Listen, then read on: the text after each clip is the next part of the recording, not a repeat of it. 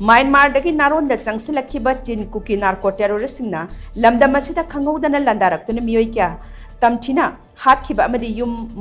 yum kai kaya MEITEI THOUDOK adu NINGSHINGDUNA Committee on Protection of MEITEI Victims MOREH amadi THONGJU KENDRA Relief Camp AKAMPAT na SINDUNA AKAMPAT dagi Singjamei BAZAR PHAOBA WAKAT KHONGCHAT ama CHATPAGA loinena Singjamei Keithel Da Wakat Meepham Chathakhre Wakat Meepham aduga mari lainena Committee on Protection of MEITEI Victims MOREH ki Chairman Laisang Them inau chana hai haujik lamdam asida thokliba irang asina maram oiraga MEIOI lising kya mayum makai thadoktuna Relief Camp sing da changjafam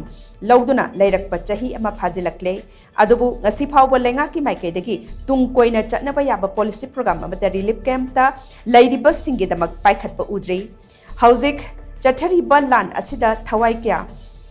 khangu thakta mangkhre lanthum kaya ama amang ata thokre haujik sumioi kya ama thiba khangdana lairi punamak asi lamdam astan logi wangmada CHANGSHILLAKKHIBA chin KUKI NARCO terrorist singna thohalakpani maramaduna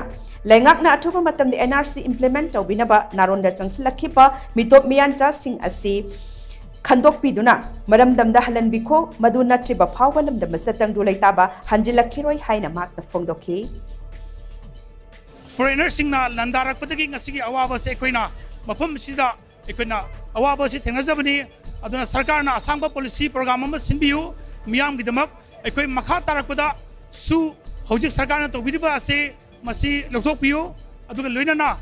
NRC implement tobire haraga lamdam sidagi foreigner inthokpi kharganda ekoi yelong mitangi oiba aduguma leibak ama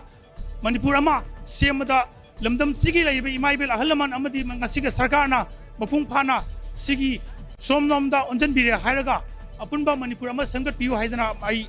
media da thamjage